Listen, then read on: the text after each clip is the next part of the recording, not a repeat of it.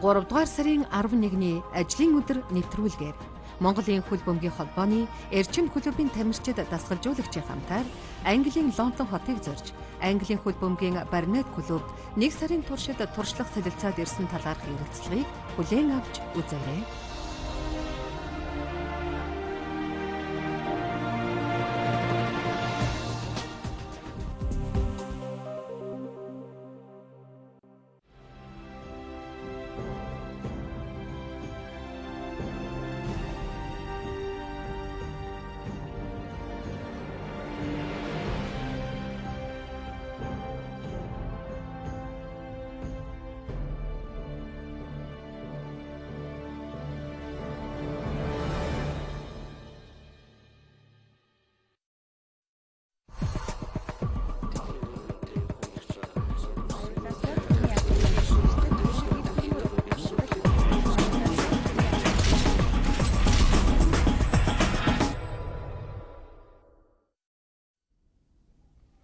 Оройн үзэгчтэй чухал яриа нэвтрүүлэг эхэлж байна. Үзэгч та бүхнийг хүн намын дэд даргал хавгсүрэнтэй уулзуулж байна. Бид хоёр мэдээч хэрэг хүн намд эргэн тойронд нөрнж байгаа үйл явдал мөн улс төрийн өнөөдрийн нөхцөл байдал за эдийн засгийн холбоотой асуудлын хүрээнд ярилцъя гэж үзье. Бидний урилгыг хүлээн авч хүрэлцээрсэнд баярлалаа. Их баярлалаа. Тэгэхээр хүн нам гэдэг нам маань их сайхан гарч ирсэн боловч эргээд эвдрэлцчлээ гэдэг нэг яриа гарлаа. Үнэхээр ч эвдрэлцээд байгаа юм шиг дүр зургууд бий болчлоо л доо. Энэ бол илүү сонирхолтой болов гэдэг утгаас нь асуугаад эхэлчихье гэж бодож байна. За. Их баярлалаа. Одоо энэ асуудлаар гэдэг юм уу энэ сэдвээр бас нэлээд хэдэн газар ярилцлага өгөөд үндсэндээ бас жоохон залах нь юм уу те. Төгшөх янзтай байна. Болж эхэлж байна. Гэхдээ зөвхөн өнөөдөр бас хэсэг хугацаа өнгөрөөд ингээ эргээ харахад бол манай нам дээр болж байгаа энэ одоо үл ойлголцол гэдгийг бол ямар ч юм сайн муу хоёр талтай байдаг. Муу тал зөндөө байгаа. Сайн талаас нь харах юм бол одоо бас нэг юм үл ойлголцол юм хагаралдааны дараа эм нэгдэл ингээ ирдэг. Эрэхтэй хүчтэй ирдэг. 13 дугаар зуунд монголчууд нэлээд олон овгуудад хагаралж байсан. Нэг нэгдэхээрээ Монгол улс нь ерөөсөө дэлхийг эзэлсэн шүү дээ.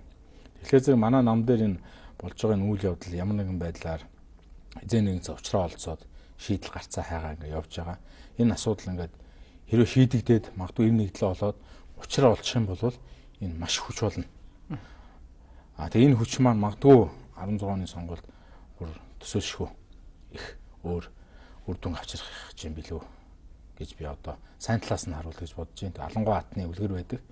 Одоо 5 сумны илүү хүчтэй байдаг. Тэгэхээр гарцаа хайж гин учир нь олдох байх гэж бодож байна.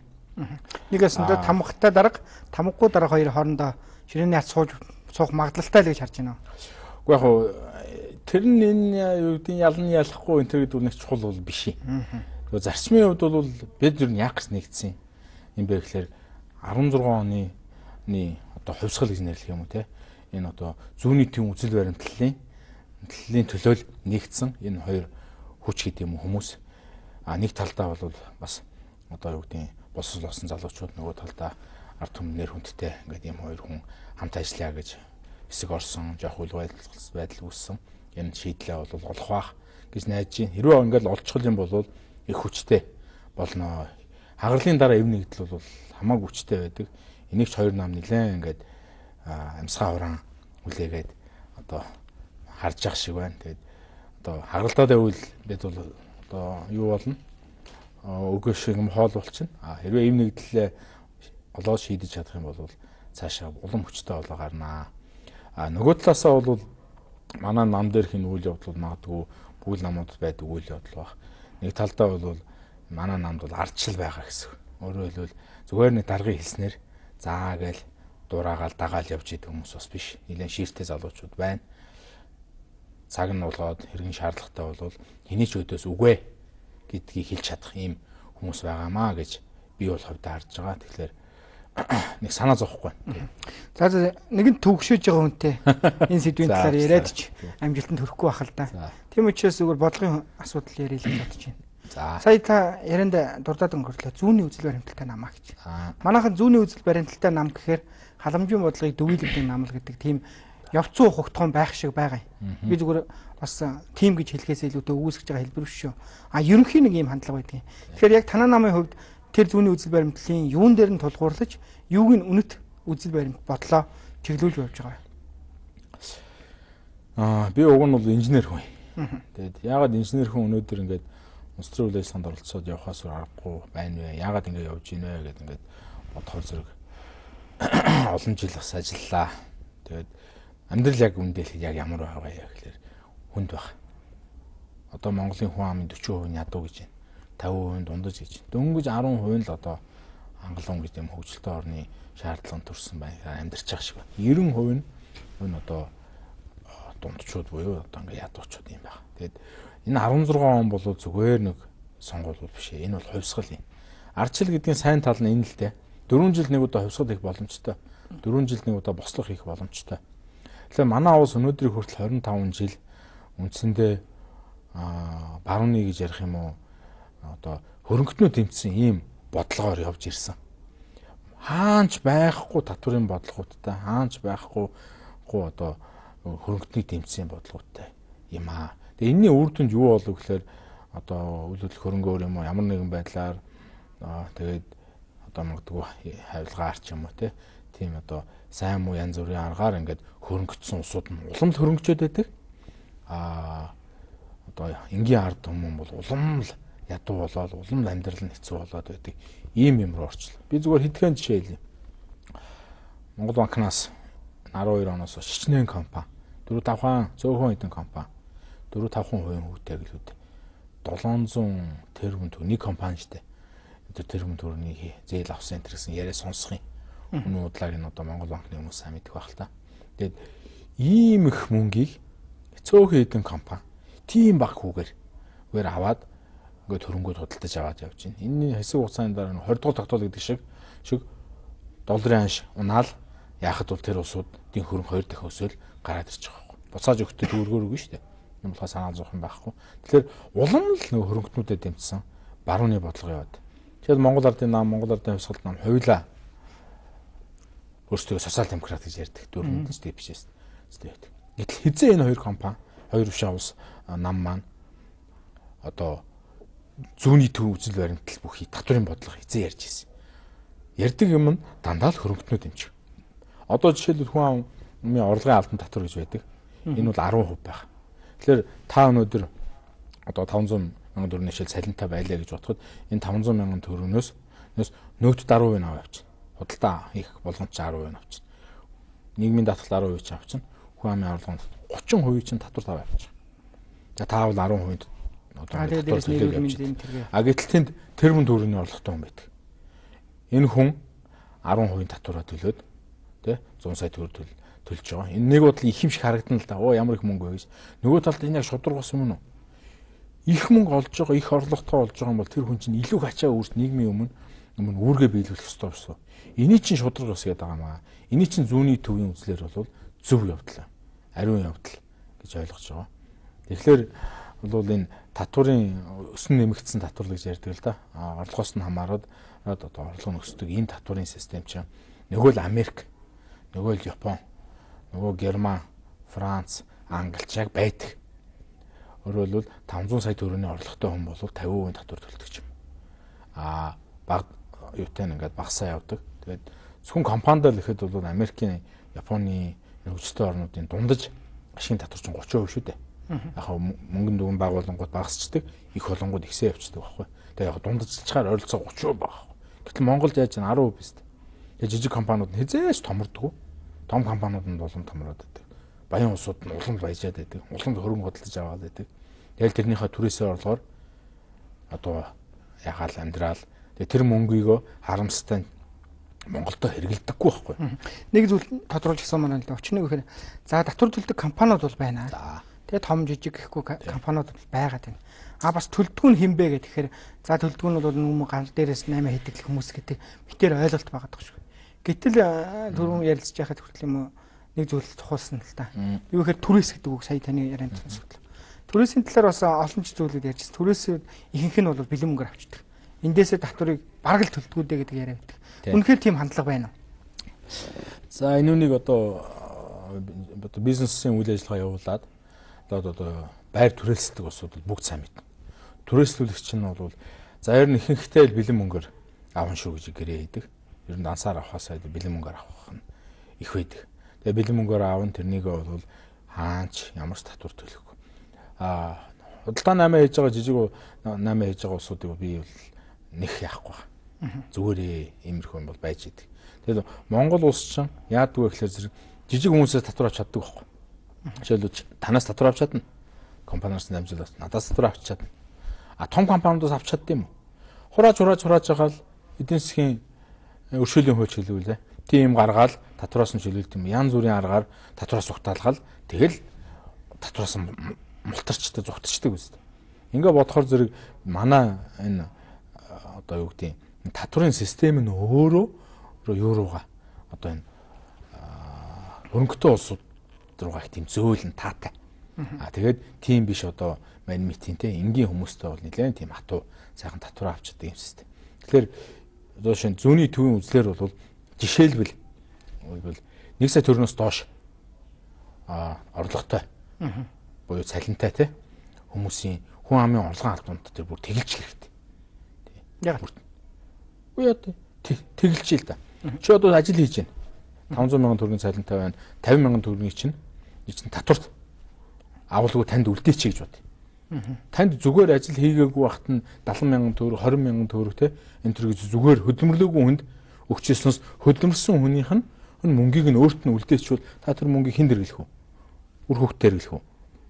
Үр хүүхдээр хэлнэ. Хүүхдийн сургалтын зардал нэмэрлэнэ.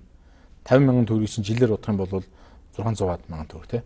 Тэргээр чинь хүүхдүүдэд ном аваад өгч чинь. Ингээ яхаар зэрэг энэ жижиг дунд орлоготой энэ хүмүүсийн хүн амын орлогын татвар бол хөнгөлсөн хэмжээгээр эдийн засаг руу яг өөрөө эргээд орох байхгүй. Өөрөөр бизнесүүдэд дэмжиж явчихна гэсэн. Тэр их хөрөнгөтэй улсууд чинь мөнгө үрд юм уу? Мөнгө зардаггүй. Эмбэг твцсэн ч гадаадад тавина. Хувцас авсан ч гадаадын үнэтэй хувцснууд авна. Гадаадад их нилээд цагаан өнгөрөөнө. Тэгэхээр чин одоо юу гэдэг нь одоо түрээслүүлэгч гэж ярих юм уу? Энэ захын түрээслүүлэгч юм уу те? Одоо энэ том энэ хөрөнгөтнүүдээс татвар авч ихтэй сурмаар байна. Тэгээд энэ одоо баг дунд орлоготой улсуудынхаа хүн амын орлогын татварыг би бол одоо жишээ нь энэ одоо нэг жишээ штэ. 1 сая төгрөгөөс доош хүн амын цалинтай хүний хүн амын орлогын татварыг нь тэгэлчихье. Эсрэгээр одоо юу гэдэг 2 сая 1 саяас 2 саяын хооронд бол 10% байлаа гэхэд 5 саяас хүртэлхийг нь 20% ч гэдэм үү. 10 сая хүртэлхийг нь 30%. Тэгээд 50 саяас дээш нь бол 50% ч гэдэм үү ингээд шатлаад сар 5 сая төгрөгийн бол 50% нь татвар тавчлаа гэж. Цаана 25 сая төгрөг үлдэж байна. Хангалттай их мөнгө үстэй. Нөгөө жилээс хөлөөлж болно шин. Тэгэлгүй байна. Энэ чинь өөрөө шудраг ёс байхгүй. Энэ одоо бидний мөрөөдөд байгаа улсууд байгаа да. Та бидний одоо ийм улс шиг болъё гэж ярих дуртай. Америк, Англи, Франц, Герман, хойж Европ бол тэр чигтээ. Тэгээд одоо Япон, Солонгос бүгд ийм штэ. Бүр баг бүгдээрээ ийм шатлсан. Ойролцоогоор 30, тэгээд нэг максимумда 50 энэ хооронд л ийм шатлсан үү. Америк хүртэл шүү дээ. Энийг тэгээд ерөөсөө манай Монголын систем нь хүлээж авах тэр нөхцөл нь бүрдсэн үү? Яг гэхээр 4.10 систем гэдэг татварын шинжилгээ одоо 13 жилийн өмнө хийгдэж байсан л та. Тэгэхэд бол үнэхээр энэ бизнес одоо жишээ нь иргэдэд дэмцэн энэ 4.10 систем бол байх хэрэгтэй юм аа. Энэ л манай татварын хамгийн зөв систем. Ингэсэн нөхцөл нөгөө татвар маань нуугддаг, татвараас зайлсхийдэг зүйл маань байхгүй болно л гэж яриад улс төрчид маань энэ асуудлыг шийдчихсэн. 4.10. Тийм 4.10 систем гэл нөгөө 4 одоогийн 10% татвар гэж яриад байна л. Зөв. Яг нэг бодлын татварын ринхэнд юм уу эсвэл улсын хувьд бол нэг бол амар тал байгаа. Тухайн үед тэр нь магадгүй үүргээ биелүүлсэн ч байж магадгүй өгөх газар. Тэрнээс ч хойш бол ус нэлээд хугацаа өнгөрчлөө. Одоо бид нар энэ жижиг дунд үйлдвэрүүдэд дэмжих одоо орлого багтай болно те одоо зүгээр ингээ хөдөлмөрлөөд ажиллаа хийж байгаа сайхан амьдрыг хүсэж байгаа улсуудыг дэмжих ийм цаг мөч нь бол ирдсэн. Тэгэхээр бид нар энэ хөрөнгийн татвар гэдэг юмыг аваад те одоо метр квадрат болох нь 1000 төгрөгч байт юм уу жишээ те 20,000 төгрөгөөр түрээсэлж байгаа. Тэрний 1000 төгрөгийг нь татвартай авъя л да. Хөрөнгө чинь өөрөө үүрэгтэй үсттэй. Тэ тэр хөрөнгийг чинь яаж олсон тэр хүн? Монгол улсаас л олсон. Монгол улсын мэдхгүй баялаг зарагдсан уу? Яаж олсон мэдхгүй янз бүрийн аргаар ингээд олсон хөрөнгө. Тэгэхээр энэ хөрөнгө чинь өөрөө үүрэг үүрээд энэ хөрөнгөөс олсон орлогоор хэсэг мөнгөөр нь тэнд одоо хүүхдийн сургуулийн зардал энэ төр явж явах хэрэгтэй байхгүй. Тий. Ерөөсөнд одоо түрээслүүлдэг за офисын барилгач гэх юм уу? Худалдааны барилга дотроос үл хөрөнгийн татвар авъя л гэж байна. Тийм орлогоос үл хамаарсан хөрөнгийн татвар гэж тусдаа. Одоо тусдаа татвар зөвхөн та хөрөнгөтэй байсныхаа төлөө одоо татвар төлөөл гэсэн. Хөрөнгийг зүгээр хэвтүүлдэг юм болоо. Энүүнийгээ дагаа зөндөө дагалдах айгу сайн талууд байдیں۔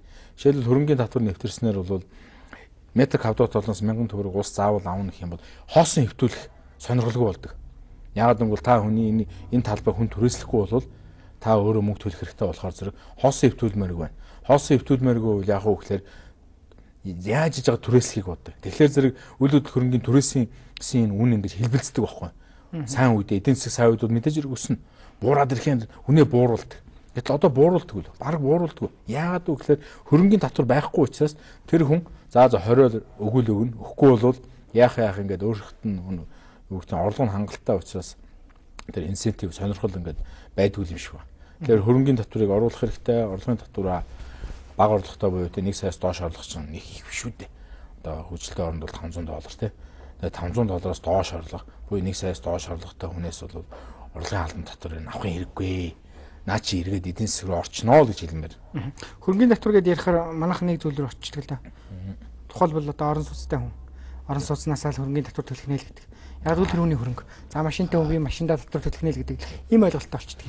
Энэ дээр юу яа дээ? Хүнд нэг наад захын амжиргааны хэрэгцээ гэж байгаа шүү дээ. 100 м2-аас доош бол чөлөөлнө.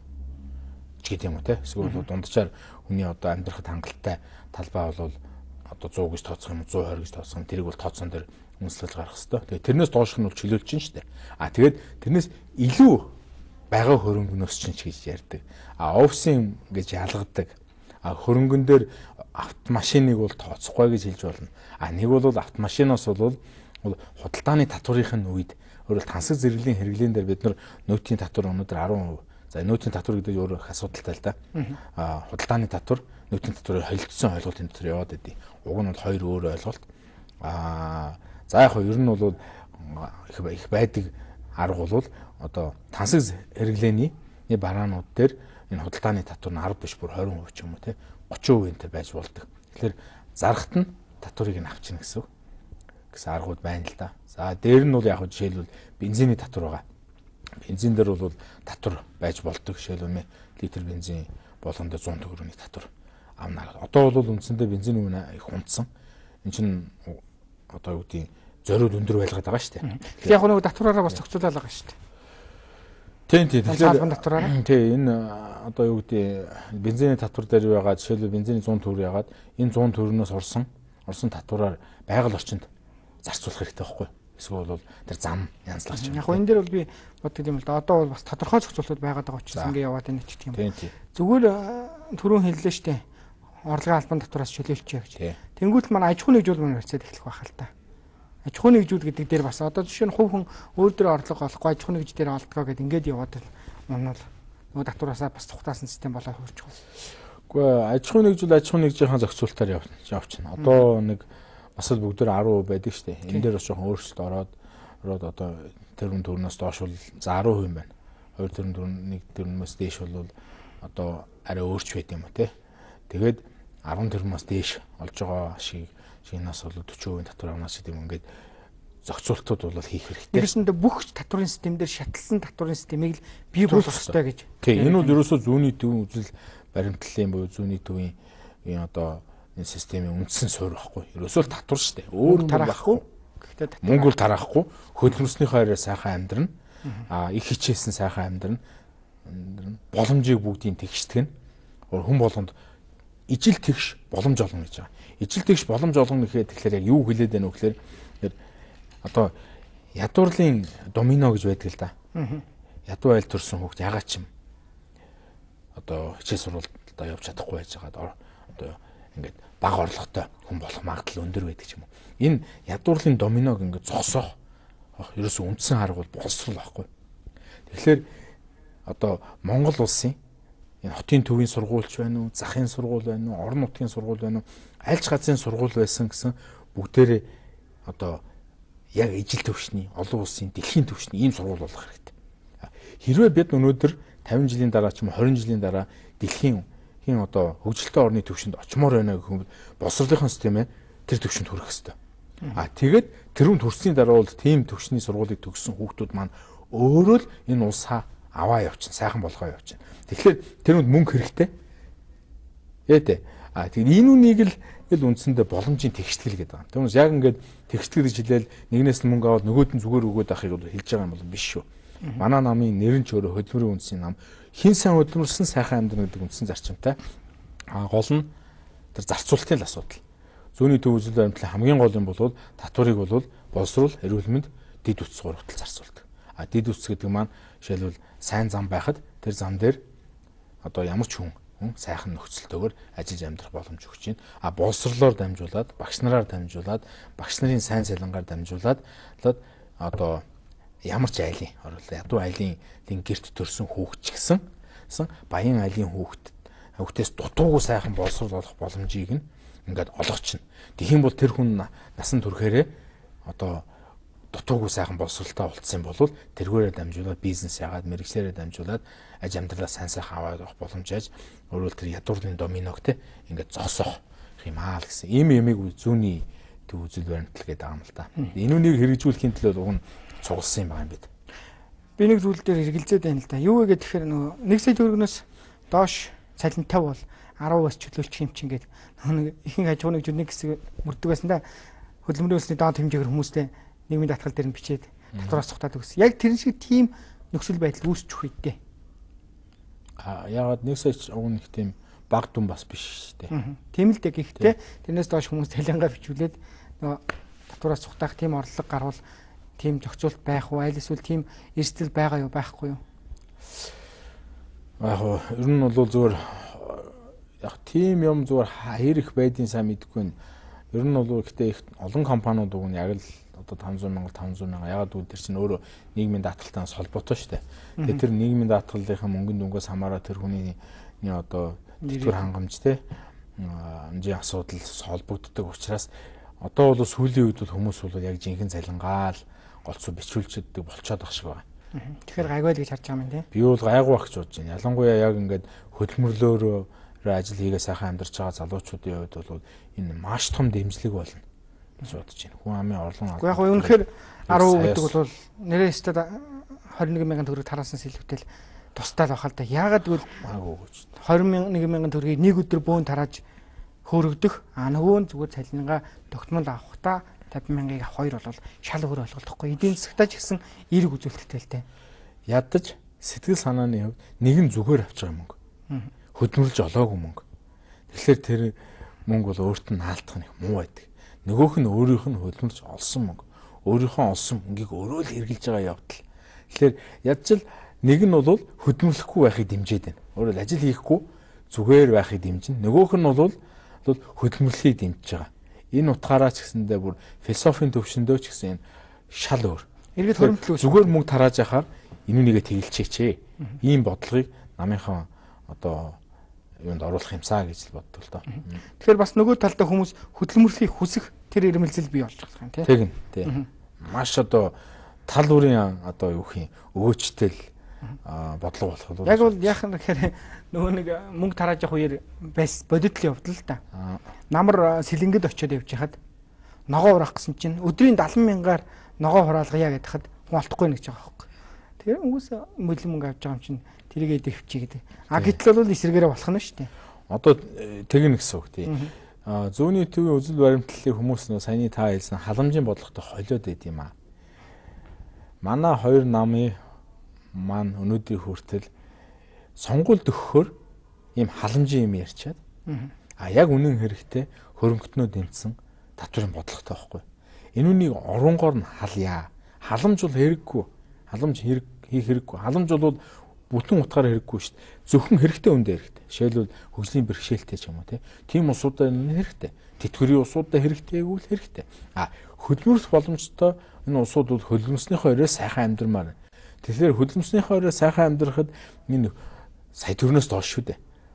Нүс бүх гэж хэлээг байна те. Сая төгрөнөөс доош гэдэг чинь бол бас тийм ч их мөнгө бас биш. Одоо өнөөдөр бол сая төгрөнөөс дээш салиа авч байгаа зөндөө хүмүүс байгаа. Тэднээсийн хувьд бол татвар төлтгөөрөө төл тэрнээс доош улсуудыг аль жоохон дэмжиж ил даа л гэсэн санаа байхгүй. Ялангуяа энэ залуучууд, залуу гэр бүлүүдэд арай л цалин нөө сая руу хүрч амжаагүй залуучуудын хувьд энэ амар чухал мөнгө. Тий. Том дэмжлэг болно л та. Үнэхээр бодит хэрэгждэг бол. Гэж найдаж байна. Бид ч гэсэндээ энэ үнийг одоо намынхаа мөрөө хөлтөд оруулахын төлөө ажиллах хэрэгтэй. Энэ дээр мэдээж хэрэг тооцоонууд хэрэгтэй. Яг сая юм уу, 700 юм уу, 800 юм уу энэ төр гэдгийг сан бодох хэрэгтэй. Би яг зөв баримжаагаар юм уу бас ер нь энэ хавцаа байвал зүгээр юм уу гэж бодож байна. Тэгэхээр татвар нэг талдаа бол дутагд нь одоо орхоо болж эхлэх нь шүү дээ. Тэгэхээр зөрүүлээд ямар татвараар одоо энэ мөнгийг бусад нөхөж олох хэрэгтэй юм бэ гэдэг тооцоо хийх хэрэгтэй. Тэгэхээр энэ дээр бол шатсан татвар нөгөөх нь хөрөнгөний татвар зэрэг юмнуудад дамжуулаад энэ юм нөхөх одоо татвар бас зайлшгүй хэрэгтэй л болно л доо. За зүүнний үзэл баримтлахаар ямарчсэн ийм бодлогын хүрээний үзэл баримтлах хэрэгтэй маа гэж харж байна. За тэгвэл манайхны зүүнний үзэл баримтлал гэдэг юм уу? За ер нь улс төрийн намууд үзэл баримтлал нь ялгагдгаа байсан дөө. Аль нь зүүнийхээ, аль нь барууныхын тэр нь бол нэг ялгагдгаа байсан. Яг бол бүгд pop хамлалтууд өгдөг. Ингээд харахаар бас нэг их өрөөсгөл юм шиг. Гэхдээ нөө боловсрал гэдэг юм уу? Эрүүл мэнд гэдэг юм уу? Энэ салбар руугаа чиглэсэн тийм яг үнэхээр нэг дэмцсэн бодлого юу гэдэг юм бэ гэдэг ихээр үнэхээр бас яг харагдахгүй байна. Та зөвхөн бас дурдаад өнгөрлөө л дээ. Ижлэхэн төвчний боловсралтай баймаар байна. Ижлэхэн төвчний суур боловсралыг эзэмшмээр байна гэж. Үнэхээр өнөөдөр захын сургууль сурж байгаа хүүхэд, хотын төвийн сургууль сурж байгаа хүүхэд багшаасаа л ялгарна уу гэхээс орчин гэдэг юм уу юунаасаа ялгарч байгаа юм бол байхгүй юм лөө. Яг сурлагын төвчн дээр бол ирсэл гадаад байдаг байхгүй. Монгол хүн ер нь бол нэлээд тийм юу хин жоо авьяас ихтэй юм шиг харагддаг. Хэл сурах авьяас бол нэлээд гайгүй. Жишээлбэл гадаад хэлийг бол богино хугацаанд сурна. Нөхцөлд шинэ нөхцөлд ингэж юу яах та айгуу сайн. Тэгээ одоо сүүлийн үед спортоор маш их амжилт гаргаж байна. Тэгэхээр энэ 3 сая хүн. 3 сая монгол хүн энэ Монголдо энэ дэлхийг юм хараад хэрэггүй байхгүй. Дэлхийг хар. Өөрийнхөө тэр нэг тархиныхаа хязгаарлалтыг хаяад дэлхий дээр яаж бизнес хийж болох нь вэ? Дэлхий дээр яаж одоо барилдаж болох нь вэ? Дэлхий дээр яаж дуулж болох нь вэ? Сүүлийн үед бол дуучид маань хүртэл үнэхээр дэлхийд бол гайхуулж байгаа. Тэгэхээр энэ ерөөсөн монгол хүний авьяасыг нээгээд энэ 3 сая одоо юу гэдэг юм асошор юу гэдэг юм уу те? Эсвэл Нобелийн шагналтан одоо классик те одоо сонгогдод дуучид ч юм уу. Дээр нь эрдэмтэд одоо сүүлийн үеийн залуучууд бол дэлхийн маш том сургуулиуд Harvard байт юм, MIT байт. Тийм доктор энэ төр хамгаалаад том нээлтүүд маш ихээр хийж байгаа. Тэгэхээр энэ залуучуудаа бүгдийг нь ерөөсөө дэлхийд үйл ажиллагаа явуулдаг. Дэлхийг одоо өөрийнхөө тавцсан болгож ажилдаг. Ийм хүмүүс болгочмоор байхгүй. Энэний тулд юу хэрэгтэй вэ гэхээр ердөө боловсрал хэрэгтэй. Өөр юу ч хэрэггүй. Бүгдийн сайхан сур боловсралыг нь 10 жилийн те сур боловсралыг нь ягаал тэгэл тавьчихад өөрсдөө аандаа те сургууль соёлдоо тэнцээд хүссэн сургуультай ороод тэгээд амжилт гаргаад явчихна. Тийм аа. Тийм учраас ерөөсөө миний гэдэг юм уу манай одоо намын зүүнний төв үзэл баримтлалаар бол энэ Монголын бүх сургуулиудыг одоо Финляндийн юм уу, Америкийн юм уу, Английн тэр топ улсын сургуулиудын төвшөнд хүргэчихмээр байгаа. Тэгэлэн бол тэгэл болоо. Бусд нь бид санаа зовох хэрэггүй. Хүн төв гэж ярьдаг л да. Хүн төв гэж. Таны яриагаар хүн дээд гэдэг. Тийм, хүн дээд гэдэг байгаа тийм. Тэгэхээр бол яхахгүй боловсрал гэж хүний хэлж ах шиг байна л да. Ерөөсөө улсын хөгжил гэж яг юу юм бэ гэдэг тэгэхээр зам тавих, байшин барих энэ төр биш юм байлээ. Ингээд ухаал бодоод ахаар ерөөсөө л хүнээ л хөгжүүлчих. Хүн л сайн хөгжих юм бол аанда нөгөө хүн чинь өөрөө янз янз юм бүтээгээд хөгжүүлээд улсаа аваа явчихт юм байна. Тэгэхээр төрийн бодлого гэж ерөөсөө л боловсролын бодлогоос өөр юу ч байхгүй. Тэгэхээр энэ боловсролын бодлол бүх анхаарлаа төвлөрүүлэх, хүнээ дээдлий. Энүүнийг хэрэгжүүлэхийн тулд сайн хоолтой ундтай байх хэрэгтэй, орон гэрэн дулаахан байх хэрэгтэй, хүүхд өөрөө сурах боломжтой байх хэрэгтэй, багш нарын чанартай байх хэрэгтэй. Жишээ нь одоо мэдэхгүй байна. Одоо Монгол Улсын сургуультай МОБЭС гэж зөндөө сургуулиуд байгаа. Багш болж байгаа ингээд одоо Монголын одоо үеийн хамгийн шилдэг улсууд багш болж гин үү гэхээр баг тийм биш байж магадгүй. Айгу банкнд энэ төр ажиллаж байгаа. Уг нь бол энэ одоо тухайн сургуулийн тухайн ангиас төгссөн хамгийн шилдэгүүд нь багш болоод тэгээд багшийг үнэхээр бүгдээрээ хүндлээ. Энд манай одоо хамгийн онц сурдаг байсан хүүхэд баг сургуулийн багш байд. Англид яг тийм. Английн одоо баг сургуулийн багш гэдэг хамгийн хүндтэй хүн. хамгийн сайн сурдаг улсууд нь багшуулдаг. Тэгээд тэр дундаа бүр багаангийн багшуулдаг. Яагаад гэвэл багаангийн багш гэдэг бол хүний ёс суртахуунаараа, ёс зүгээрээ манлайлсан тийм дээд төвшний хүн байх хэрэгтэй. Тэгжээж тэр сурч байгаа юм хамт байгаа зааж байгаа хүүхдүүдийг зөв хүмүүжилтэй, зөв ёс суртахуунтай одоо сайн хүн болгоно.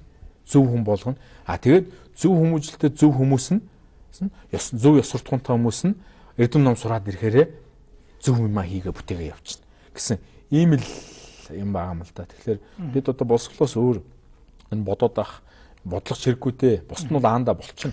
Хөндлөж хийсэн бодлого зөндөл байна л да. За эрүүл Монгол хүн байх хэвээр. За ажилтаа байх хэвээр. За халамжлуулах хэвээр ч гэх юм уу. Ингээл хөндлөж хийсэн бодлого зөндөл явах. Яг алдаа нь хэлнэ. За би одоо яг эрүүл мэндийн салбарын хүн биш болохоор те энэ чиглэлийн талаар тийм юм гэж хэлхийж байгаа хэцүү байна. Уучлаарай. Одоо би ч бас бүх салбарыг сайн мэддэг хүн биш те. Над ганц л ойлгож байгаа юм түрүүний хэлсэн юм бол хүнээ дээдлэн, хүнээ хөгжүүлнэ гэдгийг одоо манай намын үзэл баримт болгочод байгаа. Хүнээ л сайн хөгжүүлчих. Хүнээ л мундаг болгочих. Хүнээ л ёс суртахуунтай болгочих. Хүнээ л олон хэлтэй болгочих. Хүнээ л одоо хичээл номдоо сайн болгочих. Тэгхийн болвол улс өөрөө зүгээр хүссэн ч эсвэлсэн ч хөгжөөд одоо Израиль шиг юм ингээ болоо явчихнаа гэж. Монгол улсын иргэн таныг Монгол улсын төр гэдэг юм уу? Заанхан шатны нэгжээсээ дээд шатны нэгж хүртлээр ирнэ хэр хүндэлж байна. Хэр дээдэлж байна. Намаагүй. Тий. Өөр Монгол улсын иргэний хүн. За. Намайг гэсэн гэжсэн үг л дээ нэгсэн да. Тий. За яг монголчууд бид бас жоохон төрөө шүтдэг хүмүүс л дээ. Уламжлалаараа төрөх дээдлэн, төрийн минь шүтэн гэж хэлнэ. Төр их хүчтэй байхад их дуртай. Тийм учраас төрийнхөө өмнө харцсангуу одоо юу хийнд үлдсэнгүү байхыг бол бас байх ёстой юм гэж үздэг учраас бид заавал би нь бол шилбэл төрөөрөө дээдлүүлнэ төрөөс нэх бол боддгоо. Төр хүчтэй байх нь зөв. Төр гэхдээ хүн болгонд ижилхэн хүчтэй байгаасаа л гэж үзэж байна. Өөрөөр хэлбэл орлого багтаа нэг хүнд болохоор нэлээд хүчтэй. Нэлээд хөрөгтэй хүнд болохоор зэрэг нэлээд зөөлөн гэх юм уу те. Тэр хүн одоо баг зэргийн гэмтэр хийчих байсан. Нэг удахгүй мултарчил байдаг те. Их хурлын гишүүд нь хууль дүрмж өрчиж явахад ерөнхийдөө цагдаа нар ингээ нүдэ анжаадаг ч юм уу те. Шүүхэн тэгсийгээд ингээд аргалчдаг. Ийм байдал битгий байгаасаа. Өөрөөр хэлбэл төр хүн болгонд адилхан тэр төмөр нүрээ харуулж чаддаг байгаасаа гэж үсэж байгаа. Түүнээс би бол төрийг бол хүчтэй байх хэвээр. Төр бол төмөр нүртэй байх хэвээр. Өөрийнхөө бодлоготой байх хэвээр. Тэгмээс зарим нэг бүлэглэл, зарим нэг хувь хүмүүсийн хүснээр байх ёсгүй гэж боддог. Бидний ярилцлага цаг маань өндөрлөгдөх чинь л та. Тэгэхээр хуулингич ярианы гол сэдэв бол хөнлөөч хэлсэн. Дээрээс нь зүүнний үзэллээ гэдэг намын ерөнхий үнд хандлага нь юу байх юм бэ гэж ярьлаа. Тэгэхээр мэдээж үзэгчид маань бидний ярианаас тодорхой дүгнэлтүүдийг хийж явах. Таны хувьд зүгээр энэ л дүгнэлт хамгийн чухал юм шүү гэсэн хэсгээ энэ төгсгөлдөө базаад нэг илэрхийлж. Бид нар хөлбөмбөсийнхөөр сайхан амьдрал ийм нийгэм бүтээн байна. Хүнээ хөгжүүлэх хэрэгтэй байна.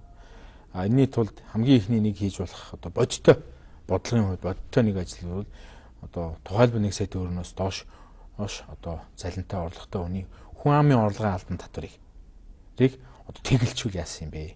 Энэ үнийг бүгдөө хэлцъя. Тэгэд хэрвээ энэ үнэхээр ард түмэнд дэмжигдээ явах юм бол магадгүй манай намын мөрөө хөтөлбөрөд оруулах талаар бид нар ажил хийж бодож байна. За баярлалаа. Бидний урилгыг хүлээн авч өнөөдөр хүрэлцэн ирж хүн хөтөлбөрийн үндэсний намын үзэл баримтлалын талаар бас тодорхой мэдээллүүдийг өгсөн. Ерөнхийдөө хөтөлбөрийн үндэсний нам гэдэг нам байгууллагдлаа. За боловсралтай залуучууд байна. За Ганбаатар очлоо гэж яриадсан болохоос үнэхээр яг ямар үзэлтэй намын те үзэл баримтлал нь юунд нь чиглэсэн юм юу дээдлэх гээд байгаа гэдэг талаар бол нэр мэдээлэл хомс байсан юм шүү. Би хүртэл сэтгүүлчийн хувьд энэ дээр бага мэдээлэлтэй байсан гэдгийг сая ярилцлагаасаа нэлээд ухаарлаа. Тэгээд тэрэн дээр бас тодорхой мэдээллүүдийг авч чадлаа гэж бодож байна. Үзэгчид маань ч гэсэн энэ тал дээр мэдээлэл авсан гэдэгт итгэлтэй баярлалаа танд. Баярлалаа. Үзэгч та бүхэнд чухал яриа нэвтрүүлэг хүрлээ. Бид өнөөдөр зочнороо хөдөлмөрийн үндэсний намын дэд дарга Лавг сүрэнтэй ярилцлаа. Бидний ярилцлага үзэгч та бүхэнд тодорхой ойлголтуудыг мэдээллүүдийг өгсөн гэдэгт итгэлтэй байна. Чухал яриа илүү чухалчилж урагшаа алхах болно. Дараагийн дугаараар уулзлаа. Баяртай үзэгчтэй.